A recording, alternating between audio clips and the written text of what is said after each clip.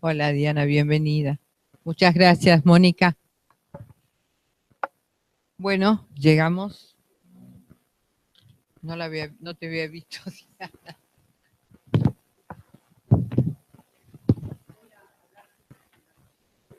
No, como siempre. Está bien, perfecto. Bueno, nuestra próxima disertante es Diana Mafía. Ella nos va a hablar sobre No hay igualdad sin diferencia, feminismo y políticas de investigación. Al respecto, les quiero contar que Diana Mafía,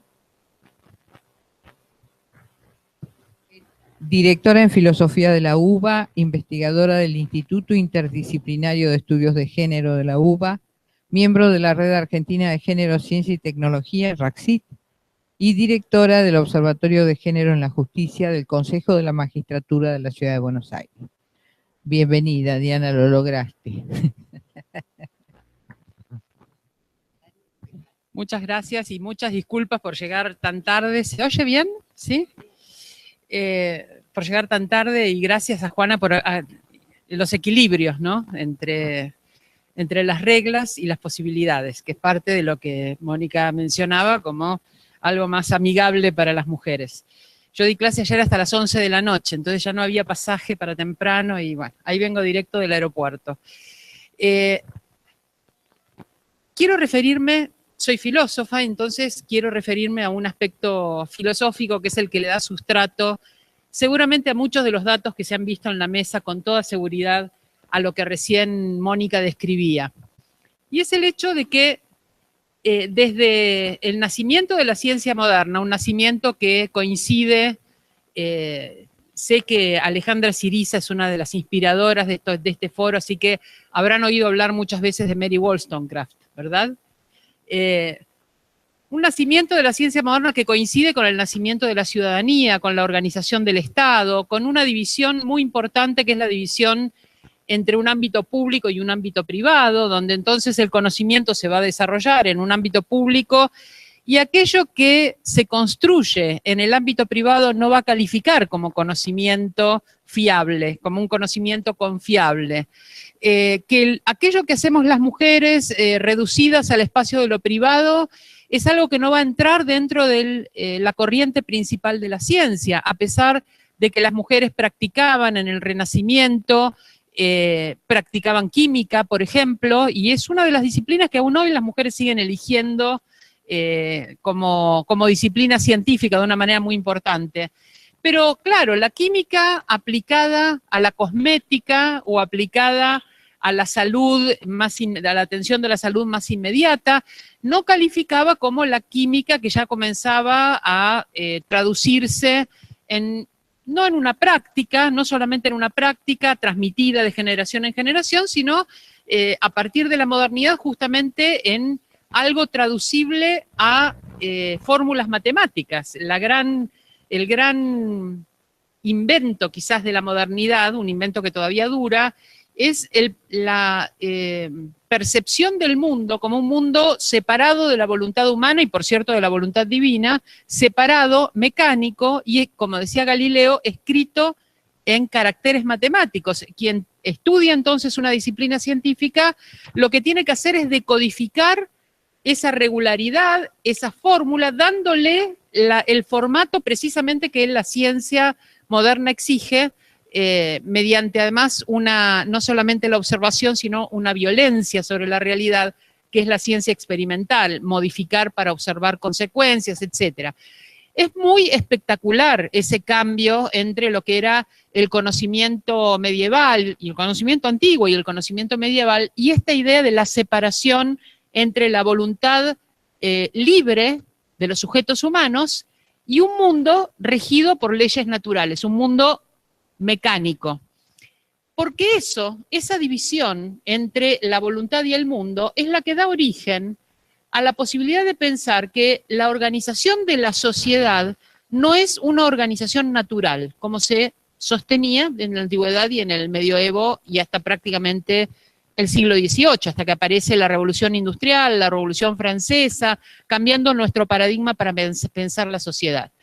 Mientras se pensaba que el orden social era un orden natural, las mujeres ocupábamos un lugar en ese orden natural, que era un orden de subordinación. Se pensaba que por naturaleza el hombre es superior y la mujer inferior. Y no era solo un orden de género, el de superioridad e inferioridad, y por eso para la cuestión esta de incluir otras etnias o incluir otras diversidades que no son necesariamente la de género, me parece muy pertinente pensar que esa modernidad fue sexista por seguir sosteniendo la inferioridad de las mujeres, pero que también fue racista, que fue clasista, que fue adultocéntrica y que todas estas diversidades siguen encontrando dificultades para su participación, no en la construcción de conocimiento, sino en la legitimación de sus producciones como un conocimiento fiable. Estas formas de ver el mundo diversas no entraban dentro de la construcción de la ciencia.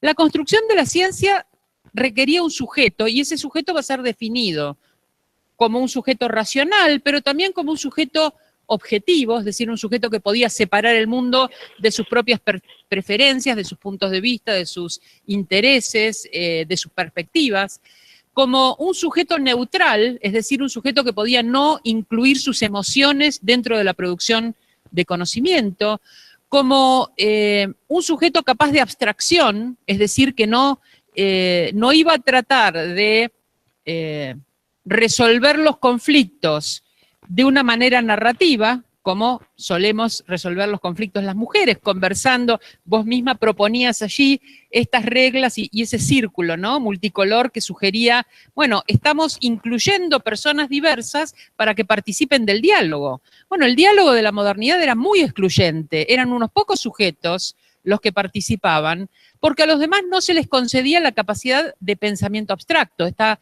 matematización o esta racionalización. Y eso significaba que otras formas de construir saber, y en particular la forma narrativa, la forma emocional, la forma subjetiva, es decir, el romper ese límite, el incluir las pasiones, el interesarse por el objeto, todo esto iban a considerarse obstáculos, obstrucciones para la producción de conocimiento. Y ahí caen las mujeres, porque supuestamente tenemos otras condiciones, somos subjetivas, emocionales, narrativas, muy narrativas, pero sí, porque eso ni Aristóteles lo pudo negar. Él decía, la diferencia que muestra la inferioridad es el lenguaje y la racionalidad del lenguaje. Los esclavos son esclavos porque no tienen racionalidad y esto se muestra en su falta de un lenguaje articulado. Pero a las mujeres no nos podía decir eso. Entonces nos dijo que teníamos excesiva emocionalidad, pero que no podemos hablar, ni siquiera el gran maestro pudo decirlo. Pero lo que ocurre entonces en este momento es que se marca un tipo de pensamiento y un tipo de realidad que llamamos, en la filosofía feminista, cuando hacemos una crítica epistemológica de esta realidad, llamamos un pensamiento dicotómico.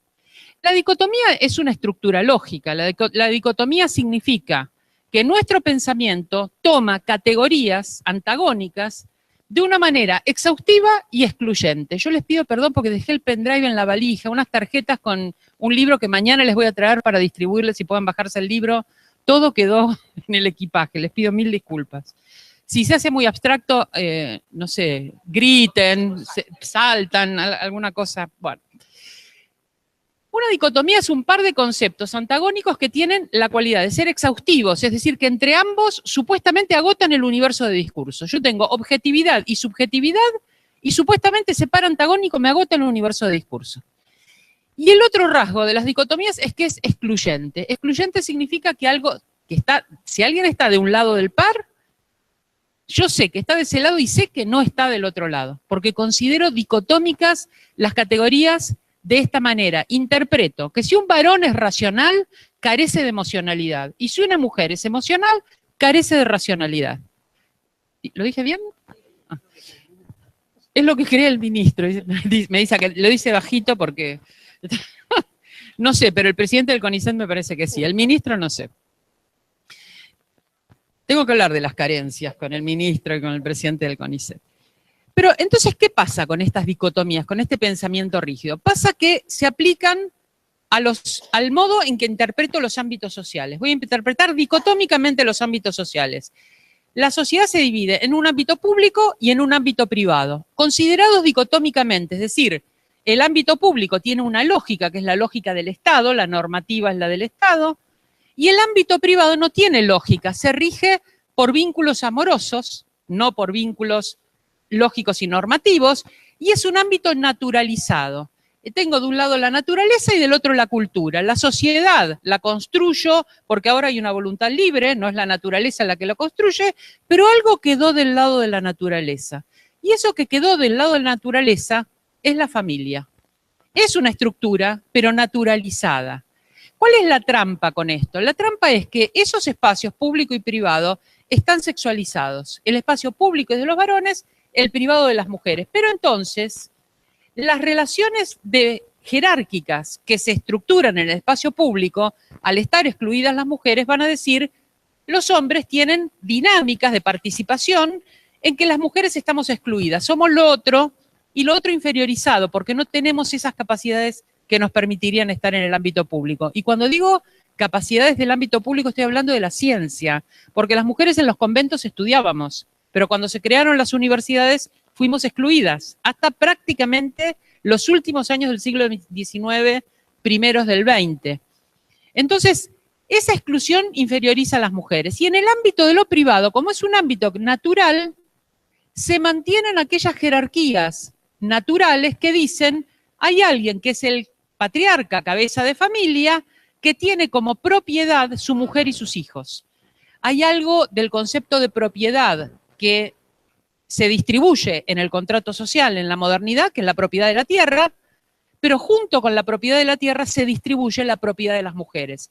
Y al distribuirse la propiedad de las mujeres quedamos excluidas de la capacidad de posesión de los medios de producción, con lo cual tenemos un problema de género, tenemos un problema de clase.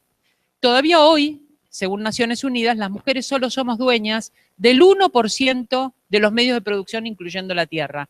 Y eso nos dice que las relaciones de producción nos van a poner como propiedad y no como propietarias. Mejor así no explotamos a nadie, peor porque somos explotadas. Somos parte justamente de quienes van a trabajar en un ámbito de invisibilidad, que es el ámbito privado, en una tarea que no es una tarea productiva, sino una tarea reproductiva y que no es remunerada porque supuestamente lo hacemos por amor, porque lo que rige eso no son los derechos, sino las relaciones amorosas. Entonces, esa tarea reproductiva tiene tres aspectos. Tiene el aspecto de la reproducción biológica, que es justamente el soporte material, la diferencia de los cuerpos y la capacidad de gestar de las mujeres, el soporte material que empuja hacia lo privado, hacia la familia y hacia la tarea reproductiva a las mujeres.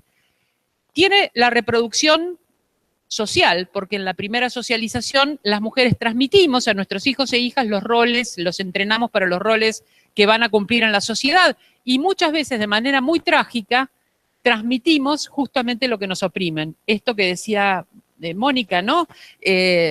Somos nosotras mismas las que construimos o nos creemos o nos compramos ciertas barreras y además las enseñamos, decimos, te entrenan diciéndote, tenés que portarte como un hombre, abrir las piernas, desparramar papeles, o sea, la ocupación del espacio. Las mujeres, una fila atrás, piernitas cerradas, sin desparramar nada, es el lugar que se permite a lo femenino. Entonces te están entrenando supuestamente en género, pero para ese lugar de invisibilidad y de no competencia, ¿no?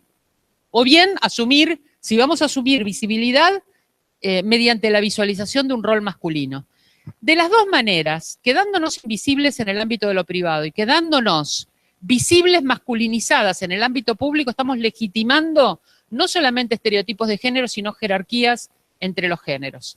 El tercer aspecto de la reproducción, y veo que está Corina, y seguramente esto va a salir de una manera muy importante en alguna de las sesiones, está la reproducción de la fuerza de trabajo. La reproducción gratuita, porque es por amor.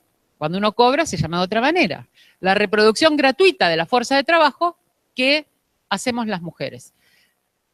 Que implica que ese varón que va a ser explotado en el mundo público indirectamente transmite su explotación a su mujer, porque el dueño de los medios de producción va a obtener una plusvalía de su trabajo, pero además él y el dueño de los medios de producción van a obtener una plusvalía del trabajo reproductivo de las mujeres, que va a alimentarlo, a lavarle la ropa, a restaurarle su autoridad, que no es poco, ¿no? De la humillación en el ámbito laboral, es verdad, y que entonces esta reproducción gratuita de la fuerza de trabajo por parte de las mujeres significa lo que Engels, en el origen de la familia, la propiedad privada y el Estado, llamaba una doble plusvalía. Las mujeres, él decía, el primer lugar de explotación es el hogar y allí las mujeres sufren una doble plusvalía. No había ningún otro marxista después hablar del tema, a lo mejor ahora se los podemos recordar, porque siempre nos dicen cuando las cuestiones de clase se resuelvan, las cuestiones de género también se van a resolver. Entonces quiero mencionar, ¿cuánto tiempo tengo? ¿10, 15 minutos? Estamos bien, vamos bien. Quiero mencionar entonces un problema que tiene que ver con las políticas que podemos pensar en ciencia y tecnología, que por cierto, pensar políticas en ciencia y tecnología es salir de la ilusión de que meramente respaldando la producción de conocimiento a la elección libre de cada uno vamos a producir una distribución igual del conocimiento. Eso y la teoría del derrame son dos mentiras. Digo lo de la teoría del derrame porque dentro de poco nos lo van a decir de nuevo. Entonces, si vamos a pensar políticas, y políticas desde un Estado que tiene determinado tipo de necesidades y de intereses y ciertas áreas en las que ese conocimiento debe ser aplicado y orientado y donde se debe ser alentada la inclusión de sujetos múltiples en esa producción de conocimiento, tenemos necesariamente que incluir políticas de cuidado entre las políticas públicas en ciencia y tecnología. Si no lo hacemos, vamos a prorrogar una ceguera y una manera de reafirmar precisamente aquello que la modernidad construyó, pero construyó con tanta eficacia que es parte de nuestra ideología sobre qué es la buena ciencia, y de esa manera la reproducimos y la consideramos tan objetiva como ese mundo regular. Es decir, la ley natural es una ley que no construye la voluntad humana, y estas cuestiones sobre lo público y lo privado, como están sostenidas en los cuerpos, y ahí hay una materialidad, se van a naturalizar. Naturalizar los roles de género y las relaciones de género es la gran trampa de la modernidad, con la cual quedan despedidas de la voluntad y por lo tanto no como una forma de opresión política, sino como un modo de ser de la naturaleza. Las mujeres somos así, nos gusta estar en la segunda fila, nos gusta ser discretas, tenemos una preferencia por nuestra vida familiar, entonces a veces dejamos la carrera. Yo creo que sí hay un problema económico. El problema económico es que reemplazar la fuerza de trabajo gratuita que hacemos las mujeres solo la podemos reemplazar cuando hay otra persona que la asume o cuando pagamos por ella. Y cuando pagamos por ella, y esto es lo que voy a mencionar, quiero tener un ratito para leer algunas observaciones de un trabajo que recién estamos cerrando, que está acá Victoria Cano Colazo, que participó en un equipo del CONICET, probablemente habrás mencionado algunos de esos datos, pero me gustaría mencionar algunas cuestiones de la parte cualitativa que tienen que ver con esto. Cuando se tropiezan las mujeres con estas limitaciones, ¿qué es lo que hacen? Porque sí hay un problema económico, y es que reemplazar el trabajo doméstico y el trabajo de cuidado cuesta casi tanto dinero como el sueldo de una investigadora o un investigador. ¿Cuál es la diferencia? Que el investigador viene equipado con una mujer que cuida hijos y hace la comida, y la investigadora no. Entonces, la cuestión de la división de género en el ámbito privado es un peso. El no discutirla, el no ponerla en crisis política y no meramente en una riña interpersonal, el problema de la crisis política, de cómo pensar una ciudadanía si yo no rompo el espejismo de la dicotomía entre público y privado, el espejismo de la dicotomía entre la razón y la emoción, el espejismo de la dicotomía entre una ética de la justicia y una ética del cuidado, donde la ética de la justicia la implantan los varones, la del cuidado de las mujeres. Y acá quiero mencionar dos cosas. Una que tiene que ver con una investigación que acabamos de terminar y que mañana les voy a traer la tarjeta con el código QR para que se bajen el libro, en el Poder Judicial de la Ciudad de Buenos Aires. ¿Por qué voy a mencionar esto? Porque los aspectos normativos, las leyes, son leyes jurídicas y leyes científicas. Las mujeres arriban a la posibilidad de desempeño en estos dos ámbitos de una manera simultánea. se hacen ciudadanas, pero logran desde la ciudadanía ejercer funciones legislativas o funciones de efectoras de justicia tardíamente, a partir de los años 60. Y las mujeres científicas entran a las universidades de una manera un poquito más masiva, fin de los años 40, y se ha logrado incluso feminizar algunas carreras, pero no salimos de la tijera, porque ahí hay un sustrato, un subsuelo no visible, no explícito, que nos sigue tirando. Esa tijera es el sustrato que nos va tirando hacia otros ámbitos que deberían ser más naturales para nosotras. En esta investigación sobre jueces y juezas en la ciudad de Buenos Aires, hicimos un doble interrogatorio sobre uso del tiempo, que andaba Pimpa y Colombo por ahí volcándose café, así que seguramente alguna mención vamos a hacer con esta cuestión de las encuestas de uso del tiempo, que son uno de los instrumentos más sensibles para medir diferencias de género en cuanto a las responsabilidades públicas y privadas. Una encuesta de uso del tiempo a ambos, jueces y juezas, y un cuestionario sobre tareas de cuidado. Varias tareas de cuidado, o sea, no solamente cuestiones que tengan que ver con el cuidado infantil o el cuidado, sino todas aquellas tareas reproductivas que implican un uso del tiempo que a veces excede incluso el tiempo de trabajo.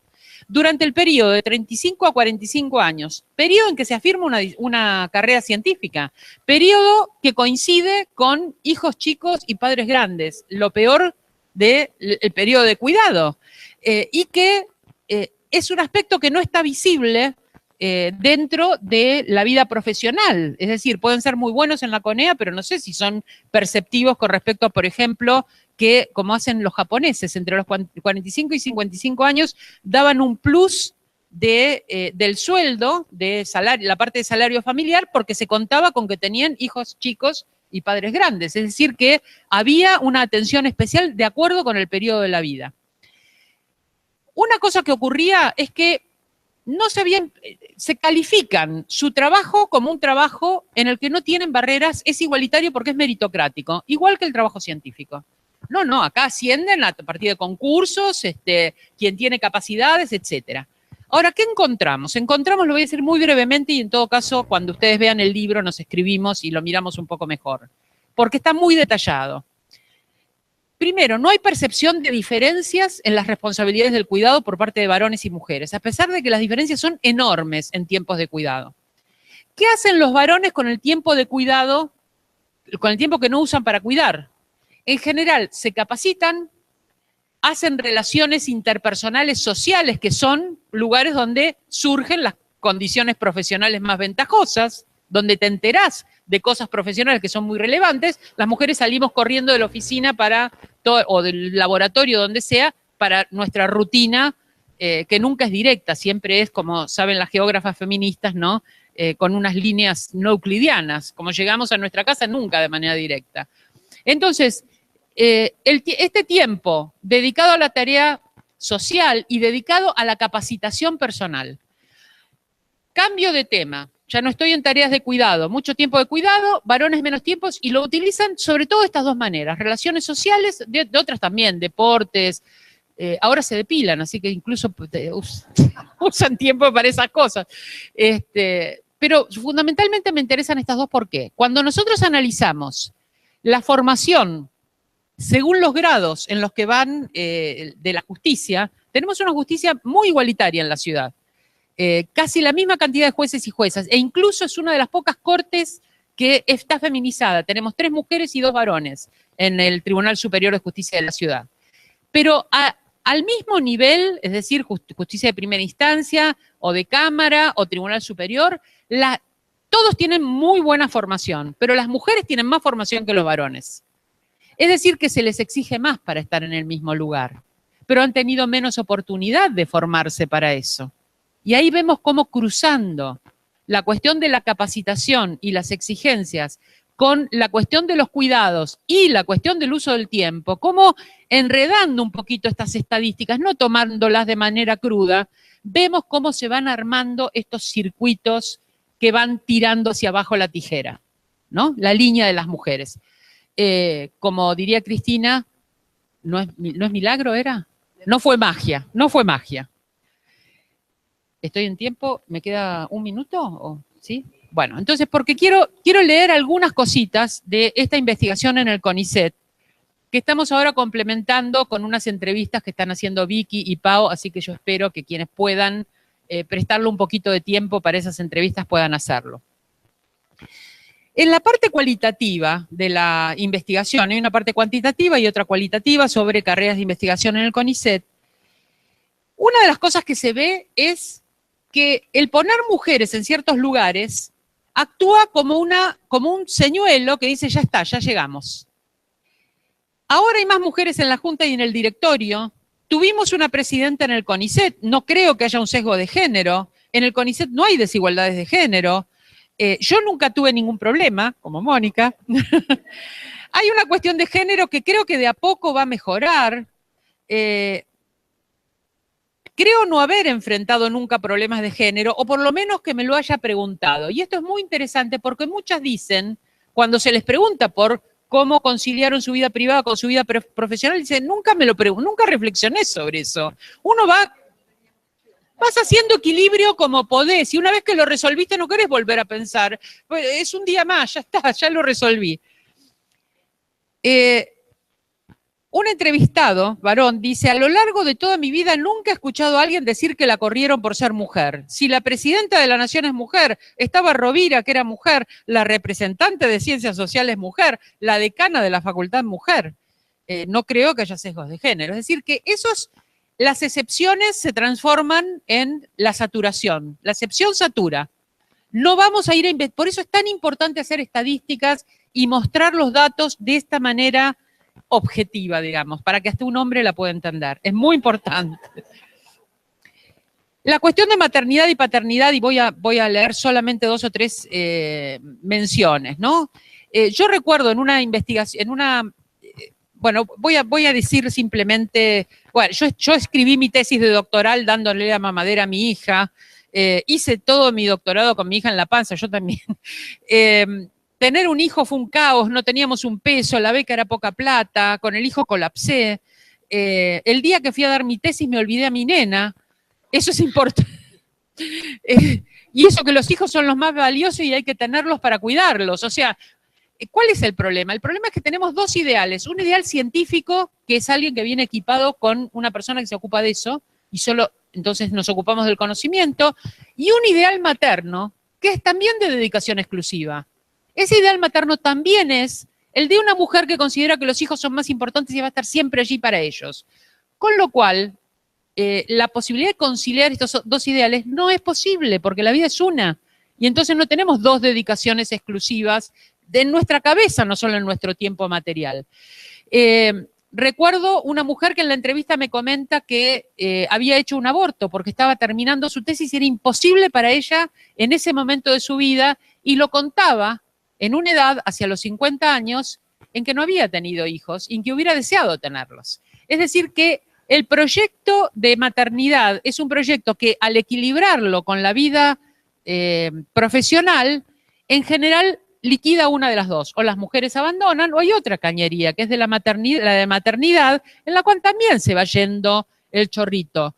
Porque recuerdo, y con esto voy a terminar por hoy, recuerdo la presidenta de la CONEA, Emma Pérez Ferreira, cuando la entrevisté fue cuando tuve la constatación de que había un problema y una divergencia ahí fuerte, y me dediqué a investigarlo un poquito más. Le pregunto a Emma con quién vivía y me dice que vivía con una hermana. Y le dije, Emma nunca se enamoró, nunca se casó, nunca tuvo un novio. No, dice, bueno, sí, no se dio. Sí, tuve parejas, pero no se dio, nunca me casé. Y le digo, ¿había otras mujeres en la CONEA? Sí, había 2 mujeres más. ¿Y qué pasó con ellas? Bueno, una cuando tuvo el segundo hijo se fue, y otra, su marido era alemán, porque toda la primera plana de la CONEA al comienzo eran alemanes, científicos alemanes, y su marido se fue a Alemania, entonces ella también se fue. Y siguió trabajando en Alemania, y no, porque ahí en alemán ya, o sea, las 2 abandonaron sus carreras, una para cuidar a los hijos, otra para seguir al marido. Emma se quedó, y le digo, ¿usted qué hacía en la CONEA? Entonces me cuenta esto escalofriante. Enfriaba el reactor nuclear. El reactor nuclear había que enfriarlo con hielo seco en ese momento. Entonces Emma se quedaba toda la noche en la CONEA y llevaba la barra de hielo seco cuando se consumía para enfriar el reactor nuclear. Una altísima responsabilidad, obviamente. Y le digo, ¿por qué no la circulaban? ¿Por qué no la hacía una vez cada uno?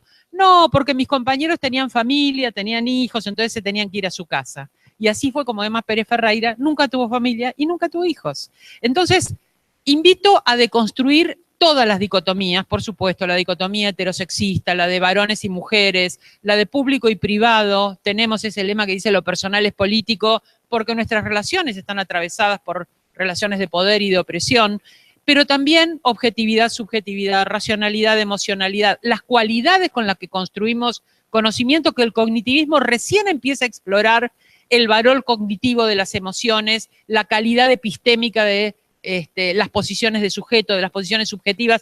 Recién ahora con las neurociencias se empieza a dar crédito a lo que hace 30 años las epistemólogas feministas vienen sosteniendo. Entonces mi invitación es salir de esa cárcel mental que es el pensamiento dicotómico y pensar de manera compleja, de manera estructural estas diversidades. Muchas gracias y muchas disculpas.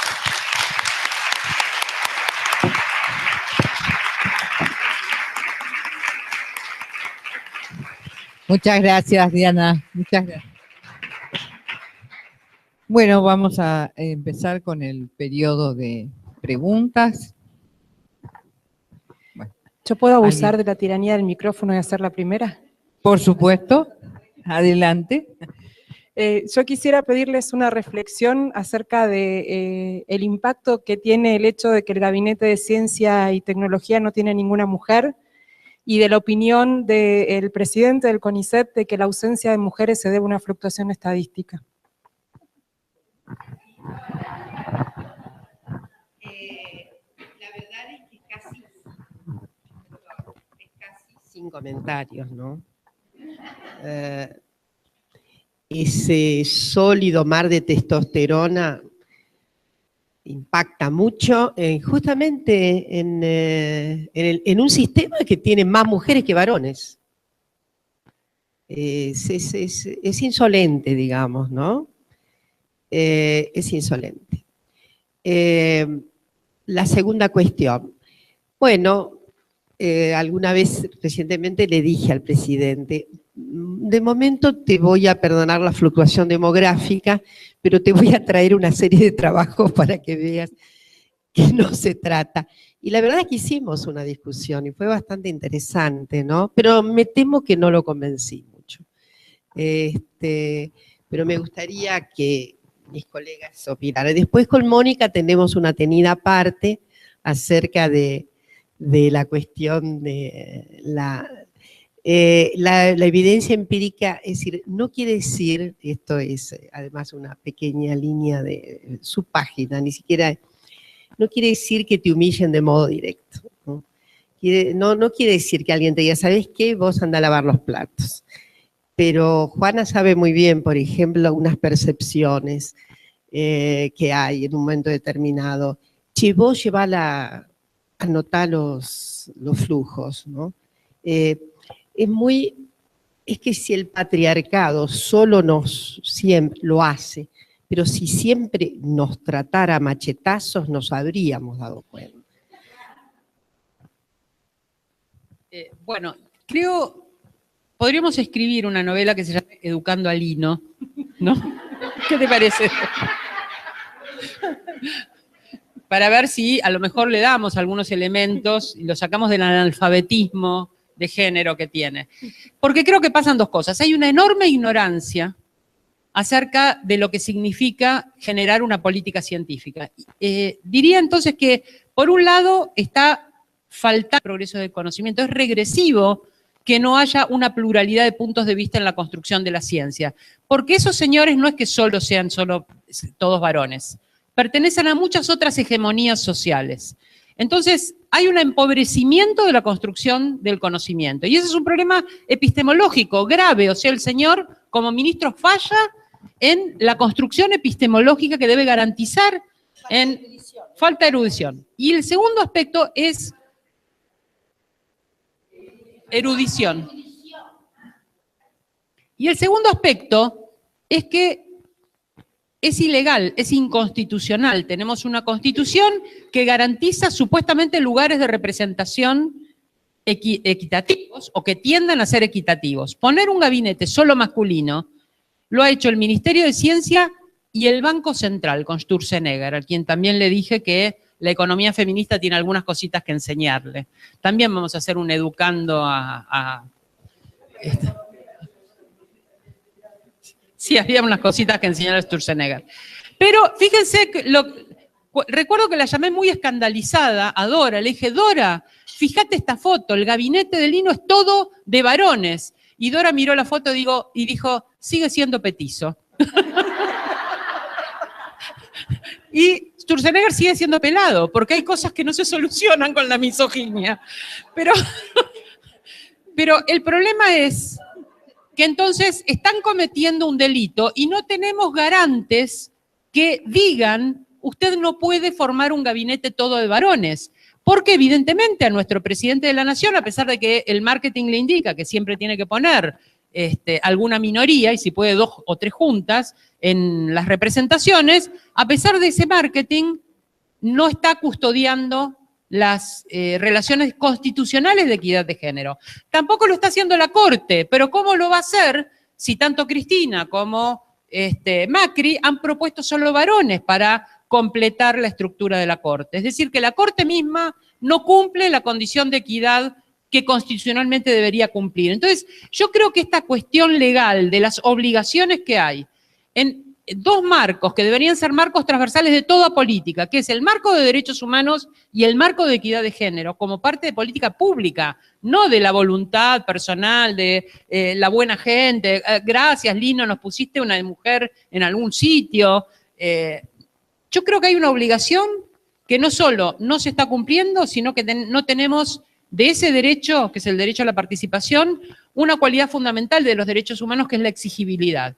Un derecho humano que no tiene un lugar de exigibilidad, un lugar donde reclamar si se incumple y donde tener efectividad, es una expresión de buenos deseos. Por el momento, la equidad de género es una expresión de buenos deseos. Afortunadamente, también de buenas prácticas en algunos casos, como es el caso del CONICET, ahora que está Dora. Y que yo creo que le rogamos tanto que hiciera un segundo periodo, que pobre se subordinó a nuestro llanto, porque veíamos que si se va la persona, se va la política, y en muchos casos pasa eso precisamente porque no está implementada como la Constitución lo indica. Así que yo creo que es ilegal y es de una ignorancia, de un analfabetismo con respecto a las condiciones epistémicas de la producción de conocimiento muy alta. Esa es mi opinión de Lino Barañao. Qué difícil. Ya lo dije yo, podés entonces. No, sí, bueno.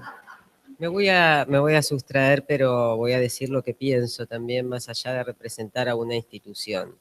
Yo estoy de acuerdo con lo que dijo Dora, estoy de acuerdo con lo que dijo Diana, y aparte quiero recordar que en el mismo plan Argentina Innovadora 2020 está puesto el tema de género como un tema transversal que debe atravesar todo el sistema científico-tecnológico, o sea que sería 2 incumplimientos, de la legalidad que hablas vos y de lo que el mismo plan propone, y que hubo una mesa de género que participó de ese plan, y ahí están los nombres de quienes participaron, y se suponía que eso se iba a llevar a la práctica. No hay en el Ministerio de Ciencia y Tecnología un programa de género. No existe. Debería existir un programa de género. Debe tener un lugar un programa de género en política, ciencia y tecnología. Hay solamente una pobre profesional de apoyo, profesional técnica, como quieran, que soy yo, que digo lo que puedo dentro de las condiciones. Y hago lo que puedo, pero estoy completamente de acuerdo. Creo que también se debe a las cuestiones de las dicotomías, de la racionalidad, la masculinidad y todas esas cuestiones que las mujeres molestarían en un gabinete por cuestiones emocionales y estarían pidiendo todo el tiempo intervenciones en estas cosas de economía del cuidado. Sería poco serio. Poco serio, claro. Pero la conclusión sería poco serio. Esto no es científico. Y nada más.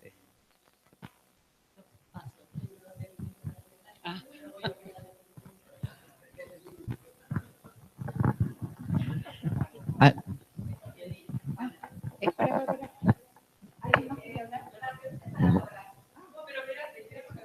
Estaba Vivi y después te paso. Bueno, después de escucharlas a ustedes me da como miedo a veces preguntar. Pero yo hace poco estuve en una reunión también de mujeres, también de investigadoras, que se llamaba Women for Wildlife. Era la reunión de investigadoras que trabajábamos en conservación de la vida silvestre, en particular.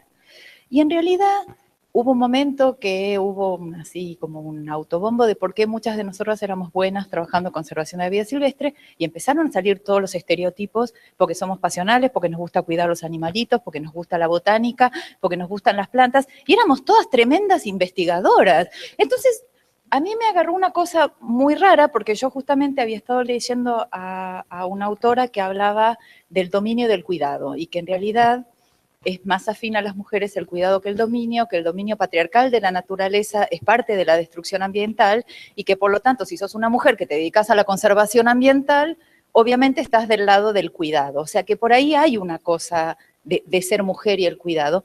Pero yo dije, paren, porque empecemos a ver lo que publicamos, empecemos a decir, o sea, a las mujeres que trabajamos en conservación nos pasa siempre que un dato sumamente verificado, estudiado durante años, que impide una política de saqueo, te dicen que en realidad es porque a vos te gustan los animalitos con los que trabajás y que les tenés cariño y cosas así, en vez de impedir un tremendo negocio, por ejemplo.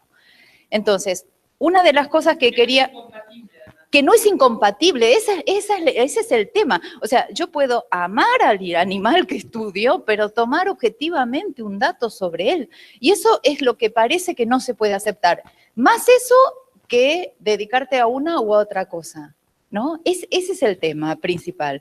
Y por otro lado, en particular en esta área, y sobre todo en esos efectos disuasivos que hablaba Dora, todas las investigadoras que debemos dejar la casa para hacer trabajo de campo en lugares distantes o remotos, tenemos en el grupo de la disuasión y de lo que impide mucho más el peso de la sociedad, de nuestras familias, de la gente que queremos, de nuestros propios hijos que nos dicen, mami, no te vayas una vez más, y qué pasa, y los que se quedan a cuidado de los chicos que te dicen, ¿y qué pasa si pasa algo si no te puedo ubicar porque vos estás ahí perdida, no tenés ni internet ni teléfono? Entonces, en realidad, lo que yo veo en el caso de las mujeres que nos dedicamos al trabajo de campo en general, las geólogas, las biólogas, las que hacemos trabajo de campo, es que hay un punto clave donde las chicas realmente abandonan la carrera. O sea, en mi equipo 2 personas con 2 futuros brillantísimos, las 2, llegado el momento, en una, porque aparte nosotros somos recontra children friendly, como dirían los ingleses, andamos haciendo campañas con bebés, con señoras de la puna que les pagamos para que nos cuide los chicos estando ahí, y familias que te dicen, no, no vas a llevar a tu hijo a 3.000 metros porque sos malísima si haces eso y le haces daño al chico. Entonces, dentro de la disuasión, nosotros no tenemos tantos problemas institucionales, pero los problemas son todos de adentro de las casas. Y a mí me desespera como directora ver, porque aparte hasta lo podés oler cuando está empezando a pasar, y es íntimo, es re difícil sostener a una persona que sabés que está perdiendo su profesión, porque ya vas viendo desde el momento que se quedó embarazada cómo viene la mano, y podés hacer una futurología de su fracaso profesional. Eso por un lado. Y la otra cosa que a mí siempre me inquieta y que les pregunto a ustedes como teóricas feministas, tiene que ver con eso de que las mujeres y la biología, que a muchas mujeres nos gusta mucho la biología porque tenemos mucho que ver con la vida. Y hay gente, con la vida, mucho que ver con la vida. Y hay algunas personas feministas que nos dicen que no, que eso es un horror, que esto de naturalizar que la biología, las mujeres, el cuidado, la conservación de la vida silvestre, en términos profesionales, está asociada a una cosa de la naturaleza femenina, es pésimo, que es retrógrado, que está mal. Entonces, bueno, nada, les pido por favor si me ayudan a dilucidar estas cosas, porque siempre me mareo.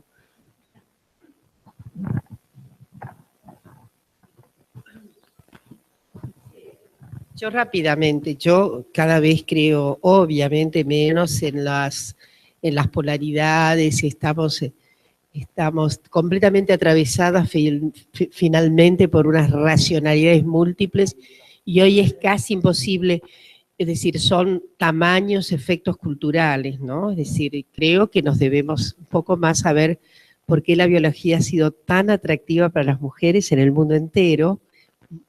Lo que yo he dicho, lo que Mónica trajo es una evidencia de enorme impacto, y cómo la química, que era anterior, pero son investigaciones que no tienen nada que ver, me parece que con naturalezas intrínsecas, sino con tal vez conquistas justa de ambientes más amigables, ¿no? Y tenés razón, la disuasión ambiental comienza en los contextos familiares y societales inmediatos, a los que luego le agregan su valor específico en nuestros contextos científicos. Por ejemplo, esta persona que opinaba, me creo que es gente del área de sociales, este investigador, de modo que ni siquiera es un parámetro de lo que podría ser el pensamiento muy, muy estratificado. Yo creo, miren lo que les voy a decir, sugiero que hay inclusive un cambio de sensibilidades en gente que parece muy estructurada, que parecía muy estructurada, si se la compadece con algunos ambientes en nuestras ciencias, en las ciencias sociales, que han tenido menos plasticidad. Miren lo que voy a decir, han sido mucho más plásticos, creo que por nota erudita, por lo que fuera. Hoy, en general, desde luego, cuando nos comunicamos con biólogos, inclusive los más progresistas, tienden a colocar un filón biológico, de algún modo, ¿no? No digo que siempre se puede encontrar una cierta recurrencia, pero creo que si hoy observamos ciertas comunidades, la verdad es que tenés razón, sigue habiendo una persistente disuasión en la escuela primaria, la disuasión comienza por ahí, una chica tiene que saber determinadas cuestiones, es así, o inclinarse por determinados senderos. Esos son muy demarcatorios y no dejo de creer para nada en que esos ambientes son muy perniciosos por el fomento, digamos, de base que dan. Es muy difícil luego convencer a alguien de que en realidad su camino pudo ser otro, ¿no? Y bueno, y me compadezco con algo que Diana ha dicho, y es que política de cuidado tiene que ser política pública. No aguantan los cuerpos femeninos más para hacerse cargo de encargos que son sociales, o la sociedad el sistema científico tiene que hacerse cargo de la reproducción, tiene que hacerse cargo del cuidado y de las familias, porque, en fin, de eso que la gente hace para reunir, en fin, sentimientos y proyectos. No podemos desincumbirnos más de la cuestión de cuidados, pero este es otro gran capítulo para el futuro inmediato, ¿no? No sé si Diana querés agregar algo sobre... No, acentuar esta cuestión de romper las dicotomías en esta aparente perplejidad de decir, creen que porque nos gustan, estoy segura que a vos te encantan tus camélidos, esos maravillosos que estudiás en la Puna, te encantan. Entonces, decir, bueno, no es porque me gustan, sino que yo objetivamente veo una cuestión económica de depredación, de cómo el terreno... A mí me encanta el trabajo de investigación que vos hacés, porque ella estudia de qué manera la cría de vacunos termina desertificando y termina con capacidades que tienen las mujeres en la explotación de determinado tipo de animales. Cuando son vacas pierden esa capacidad las mujeres. O sea, realmente hay una sensibilidad puesta, hay una sutileza en esa investigación que tiene que ver con la materialidad, y tiene mucho que ver con la división del trabajo en términos de género, etcétera. Y la identidad, la cuestión de afirmar la propia identidad y valorarla, no cambiar la realidad, sino cambiar la valoración, que en parte tiene que ver con pensar, bueno, no renunciemos a nuestras condiciones femeninas, sino a la desvalorización de esas condiciones y cambiamos las condiciones de valor para que cada cual sea como quiera ser. Romper la dicotomía, porque yo no tengo por qué dar pruebas de que en realidad soy indiferente a los animales, solo lo estudio por las condiciones materiales. No, puedo convivir perfectamente con ambas cosas y estas son, me parece, las legitimaciones del punto de vista singular, porque lo mejor que tenemos para ofrecerle al conocimiento es la singularidad de nuestro punto de vista. El problema es cómo armar comunidad intersubjetiva, cómo armar presunta objetividad, aunque sea de manera provisoria, con puntos de vista que tienen culturas, que tienen colores, que tienen historias, infancias, géneros, amores, disgustos. ¿Cómo con todas esas cosas tan diversas armo una producción colectiva de conocimiento? Únicamente con comunidades que sean receptivas a la diversidad. Esto que Mónica proponía como una de las recomendaciones, no solamente de género, ¿no? Así que simplemente el énfasis en cuántas dicotomías tenemos que deshacer, desarticular, para legitimar nuestros propios lugares singulares. Bueno, antes que nada, realmente muchísimas gracias a todas las de la mesa porque fue brillante y aprendí un montón. Pero antes, Mónica, ¿vos querés agregar algo? Porque yo tengo una pregunta para Dora.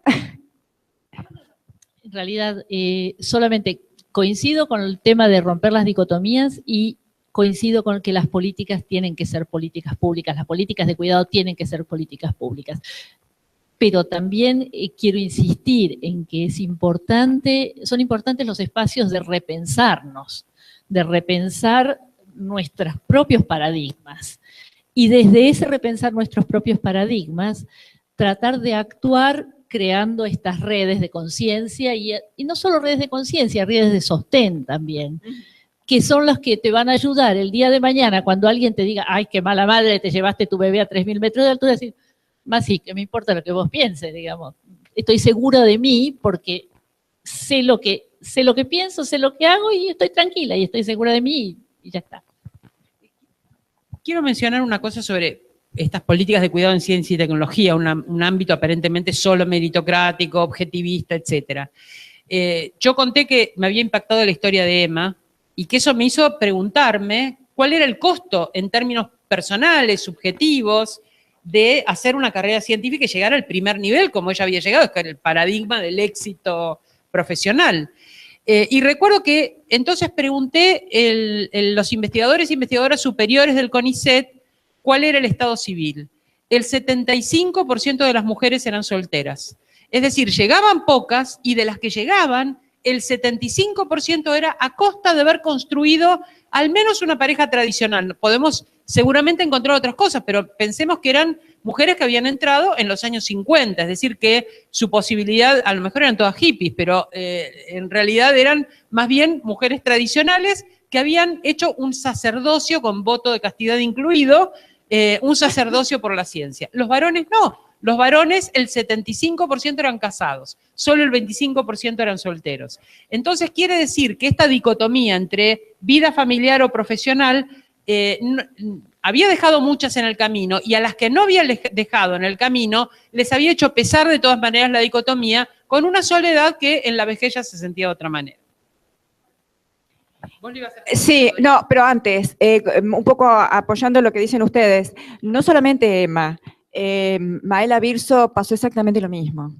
Y ella nos decía después, además dice, yo no me daba cuenta de que era discriminación. Sí, sí, increíble. Bueno, Dorita, yo te quiero preguntar dos cosas. Sí, dos cosas. El año pasado, en una conferencia científica, ¿no?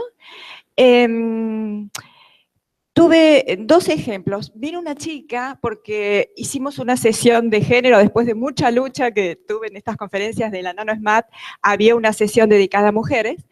Y bueno, entonces presentamos nuestros trabajos y había un enfoque después de género. Y una de las chicas me dijo, usted sabe que yo tengo 30 años y todavía no me he doctorado porque tengo 3 hijos y tuve que abandonar en el transcurso de mi doctorado la carrera. Esta chica era de una de las universidades más prestigiosas del Reino Unido. Y una mujer, con final feliz, un poco lo que dice Viviana, ¿no? Ella es geóloga de Budapest.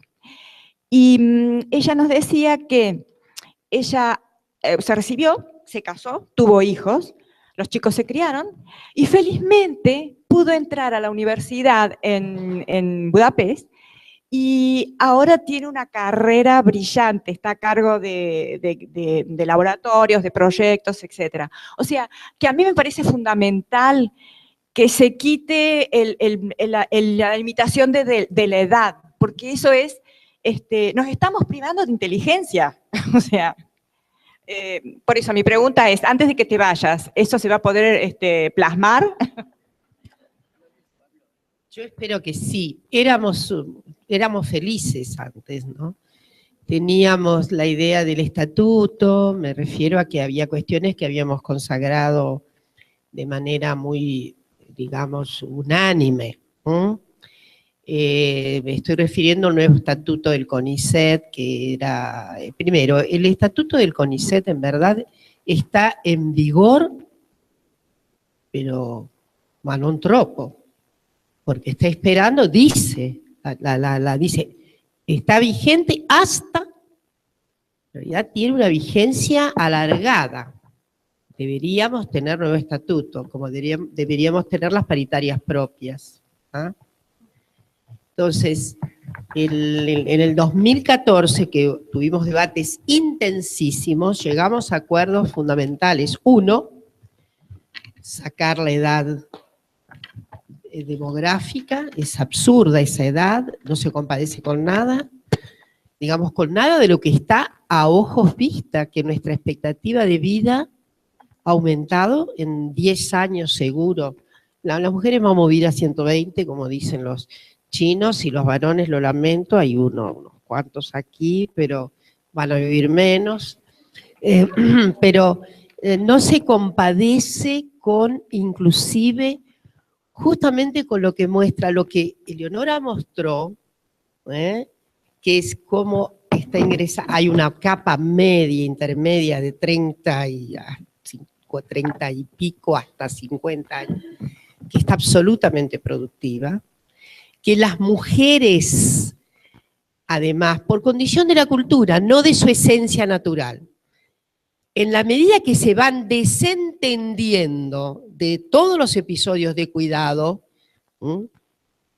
más estrictos, niños muy pequeños, etcétera, después vienen los grandes problemas, pero eso es otra cosa. La verdad es que están en condiciones de productividad notable. Esto también les ha mejorado. Esta investigación muestra que se ha reducido el número de años de diferencia que había con los varones. Una mujer tenía que estar esperar y esperar. Esto es lo que muestra. Yo creo que debemos tomar ahora con fuerza la idea del estatuto, porque en realidad el estatuto es un imperativo legal que tenemos que hacer. Lo estamos, se está prolongando, pero en realidad es, insisto en algo, es un in-between. La normativa en verdad expiró, lo que dice es que está esperándose el otro. Mientras tanto está vigente esa. Y entonces lo de los años, la cuestión de las categorías, conseguimos, eso sí, en la primera reunión, que le sacaran todos los biases sexistas, todos los sesgos sexistas al estatuto. Va a decir, aunque repita, investigador, investigadora, cuando levantamos esta cuestión no hubo mucho que digamos, que fundamentar, fue inmediato, y por si alguien estaba fuera de autos, dijimos, miren, el lenguaje fundamental es un lenguaje constituyente y las ciencias van a empezar a preguntarse por la resolutividad que precariamente da el lenguaje, inclusive esto de de poner investigador, investigadora, etcétera, etcétera. Eso está completamente consagrado. Y está consagrada también que el primer nivel habíamos puesto, no se llama más asistente, ¿asistente de quién? Se llama nivel inicial, y después, y tiene completa estabilidad. Ustedes saben que hasta ahora esa primera categoría sufre una suerte de inestabilidad, espérase hasta el quinto, pero no, ya se derrumbó la posibilidad de dejar a alguien fuera del CONICET porque no promoviera con el quinto año, aunque tuviera todos los informes bien. Sí, porque ustedes saben que tenemos un antecedente notable de orden jurídico que dice que nadie, tal la Corte, en realidad fue primera instancia, segunda y Corte, respecto de que es muy sencillo. Nadie puede quedar afuera de un sistema de empleo porque no promueve. Claro, es absurdo. Así de básico. Miren, yo siempre encontré que eso era requete inconstitucional. De la misma manera que era inconstitucional y que felizmente fue un acierto, terminar con la triple penalidad cuando a un becario lo encontraban con pluriempleo. Un becario, se sabe, responde a plenitud, a completud por la beca, no puede tener otro empleo. Aceptamos, sin embargo, empleos en la escuela secundaria, que antes no eran aceptados, eso fue modificado. Dar clases en la escuela secundaria. Y por último, la cuestión era, si un becario se encontraba en la situación de tener otro empleo, el castigo era feroz. ¿Cómo se llama? Inhabilitación y accesorias, ¿no? Más o menos era así. Era así. Miraban con todo. Era así. ¿Saben por qué? Porque se le secaba la beca. El pobre aplicante que había cometido tamaño error, bueno, devolvía todos los estipendios. Y más luego, como si eso fuera poco, se lo inhabilitaba para presentarse a otra beca CONICET. Esto era, perdón, no, faltaba, no lo puedo decir en otros términos porque tratándose de varones hubiera sido lo mismo. En fin, y esto fue, digamos, elementalmente tratado un día donde dije, pero esto es inconstitucional, y efectivamente el asesor letrado, muy bien inspirado, dijo, es completamente inconstitucional. La inhabilitación para presentarse no puede proceder. Cumple, devuelve y está habilitado para... Les quiero decir que sí, con mucha alegría, que a propósito del aumento de la edad, del incremento de la edad para aplicar, tenemos muchas muchachas con 39 años aplicando a postdoc hoy día, nos da enorme alegría, ¿no? Así que yo creo que, en fin, que lo que nos faltarán muchísimas cosas y estamos preocupadísimas con las ciertos anuncios que tenemos respecto del número de ingresantes al CONICET este año, en fin, pero no quiero abrumar. Sí, deberemos volver sobre la cuestión del estatuto y de paritarias. Gracias, Dora. Una última pregunta, Susana, última, que estamos medio pasados. Había una pregunta de Susana está primero. ¿Quién es Susana? Bueno.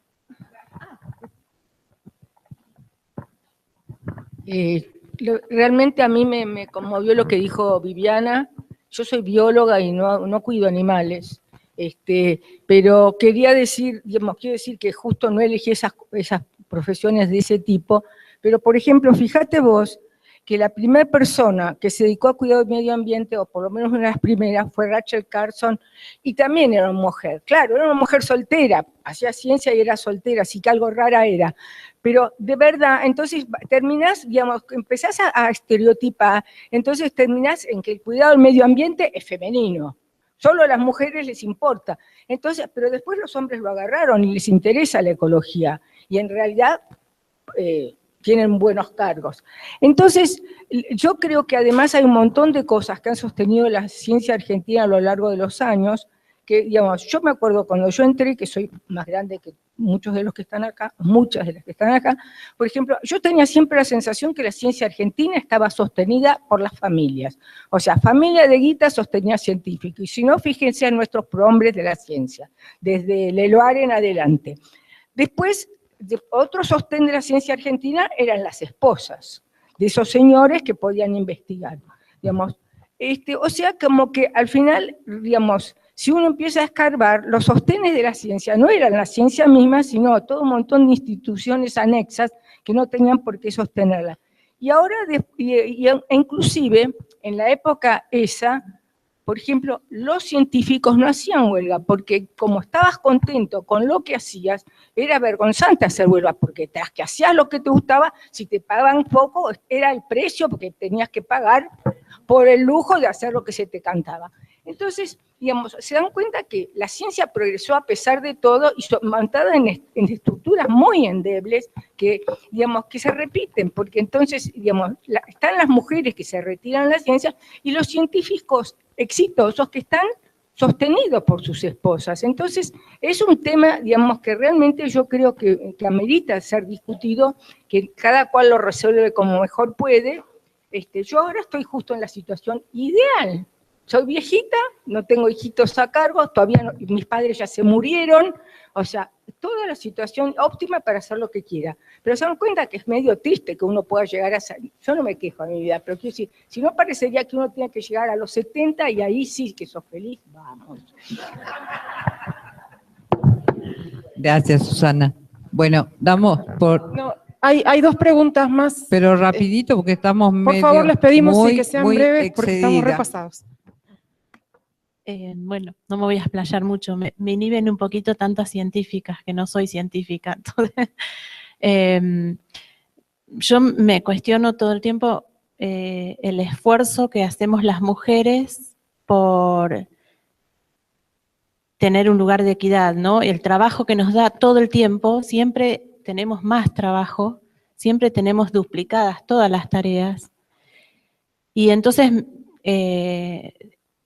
me pregunto todo el tiempo cómo hacer para que eso sea un poco más equitativo también, porque si tenemos que redistribuir las tareas de cuidado para lograr un poco más de equidad en el trabajo, también lo tenemos que hacer nosotros que eso funcione, porque los hombres en el lugar en el que están cómodos, entre comillas, algunos, ¿no? Pero también se podría cuestionar, pero ellos están cómodos, o sea, el esfuerzo siempre lo hacemos nosotras.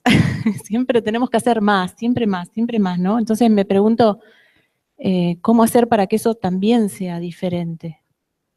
Y por otro lado, y en esa misma línea, Mónica, me pegó fuerte una frase que decía algo así como, no compremos ese paradigma de que las mujeres somos así, asá, ¿no? Todos los estereotipos.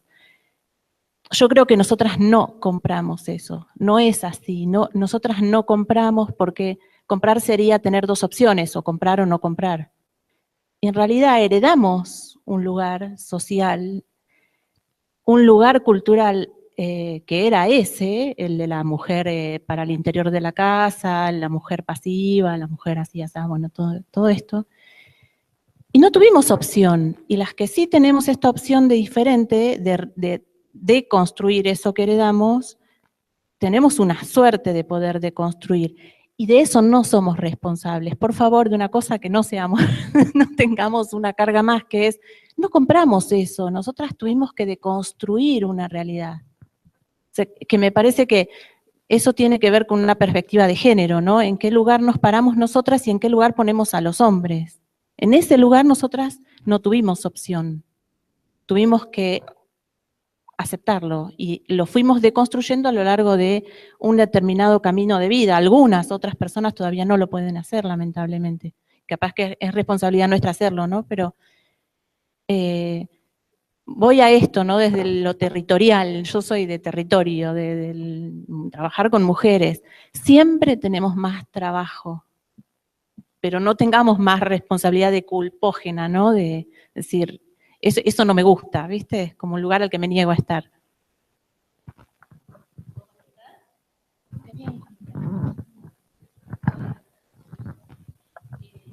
Básicamente lo que yo digo es, intentaron enseñarme que si yo quería tener un desarrollo profesional determinado, tenía que comportarme de determinada manera. Eso es lo que yo no quiero que compremos. A eso me refiero. ¿Puedo hacer un comentario? Creo que todas estas preguntas y comentarios, y si es cortito mejor, van a enriquecer enormemente las mesas de reflexión. Ahora ya estamos medio jugadas. Les pido por favor que no se retiren del panel.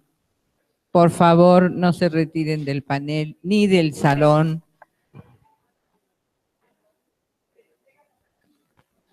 Pimpi, hace un comentario breve. Bueno, un comentario breve.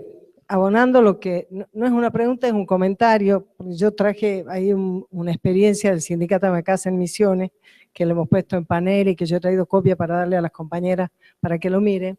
Pero el comentario tiene que ver con lo que se habló aquí sobre política, sobre la necesidad de abordar de un sentido más colectivo y con política, esto de integrar lo público, lo privado, el cuidado, la proyección, el poder, porque no basta con que nosotros derivemos, como dice la compañera, no nos echemos malas culpas, malo laburo, ¿no?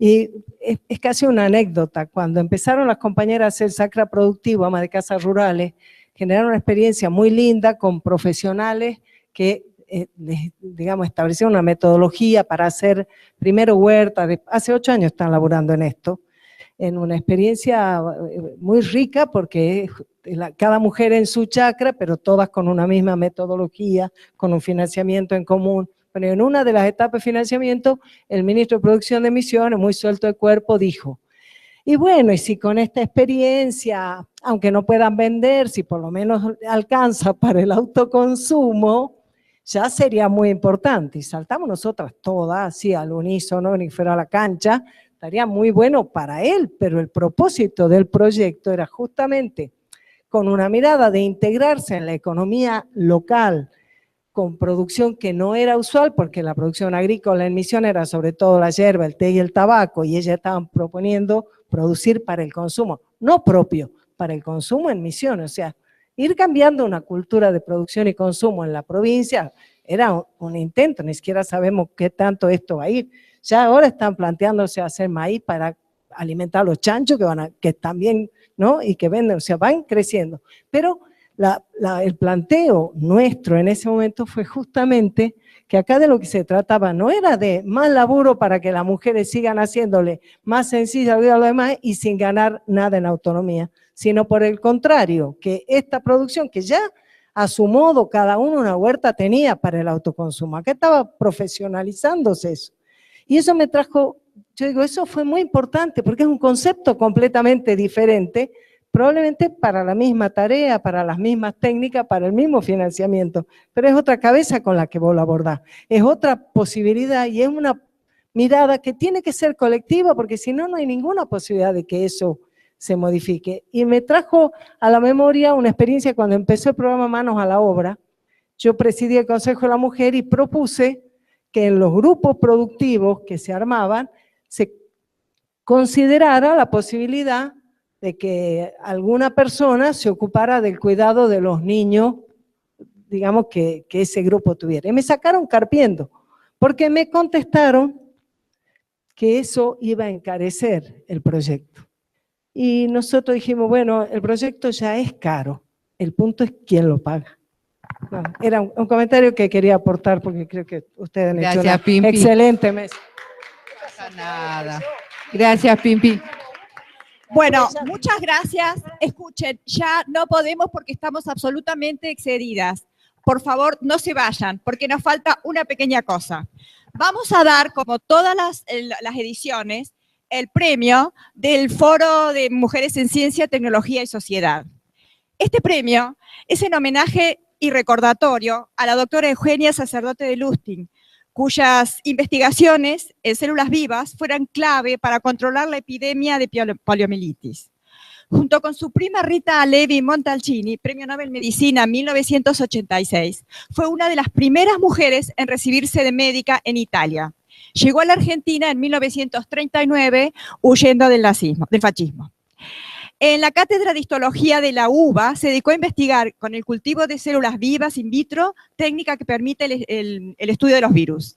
En el marco de la campaña nacional de la vacuna contra la poliomielitis, y para dar ejemplo, se inoculó primero ella y sus hijos.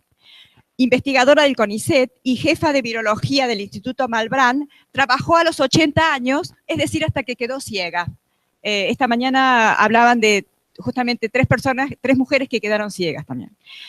Murió en el año 2011 a los 101 años. Y este año el premio es para...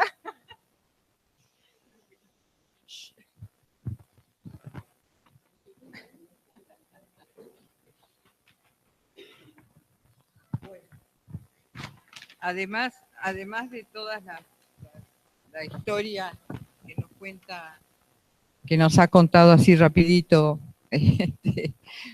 Juana, también quiero decir que se ha instituido por las organizadoras del FONIM el premio Eugenia Sacerdote de Lustig como una manera de visibilizar, reconocer y agradecer el esfuerzo realizado por una mujer entre muchas mujeres destacadas que nuestra sociedad alberga. Con mucho gusto señalaré las cualidades de la mujer nominada al premio Eugenia Sacerdote de Lustig 2016. A lo largo de su trayectoria enfrentó en diversos foros y con ingente valentía las inequidades de género existentes en el campo histórico-cultural, social y científico-laboral. Ha dedicado mucho tiempo y esfuerzo en ampliar su propia conciencia sobre las raíces de las innumerables injusticias que se cometieron y aún se cometen con las mujeres, sin perder en ello su amor por el conocimiento y su respeto por el sentido crítico. En estos últimos años ha luchado fieramente por el derecho inalienable de las investigadoras a tener una carrera científica en condiciones de equidad, basada en el valor del esfuerzo realizado y libre de condicionamientos de género con todo lo que ello implica. Ha investigado la historia de las mujeres de nuestro país, ha publicado con los resultados de sus investigaciones numerosos libros, comentarios, ensayos y trabajos en medios locales e internacionales, ha documentado, enseñado y transmitido un rico caudal de conceptos que nos esclarecen y ayudan a comprender la historia de las mujeres que es nuestra propia historia. Egresada de la Universidad de Buenos Aires y doctora en Historia por la Universidad Estadual de Campinas, es profesora consulta de la UBA, directora del Instituto Interdisciplinario de Estudios de Género de la Facultad de Filosofía y Letras de la UBA y de la Maestría en Ciencias Sociales y Humanas de la Universidad Nacional de Quilmes. Investigadora principal de CONICET y directora del área de las Ciencias Sociales y Humanidades por elección de sus pares. Tengo el honor de entregar el premio Eugenia Sacerdote de Lustig a la doctora Dora Barrancos, persona notabilísima por la que guardo un profundo respeto y un gran cariño, agradeciendo de corazón las encendidas luces con que acompaña el camino de vida de las mujeres argentinas. Gracias,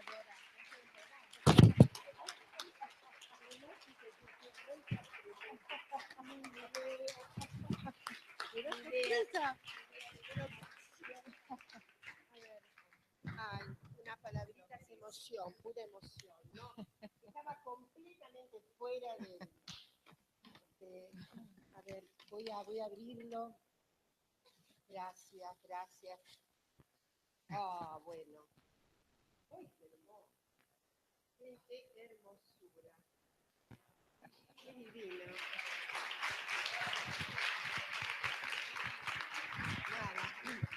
Gracias, gracias, gracias por todas nuestras luchas. Gracias.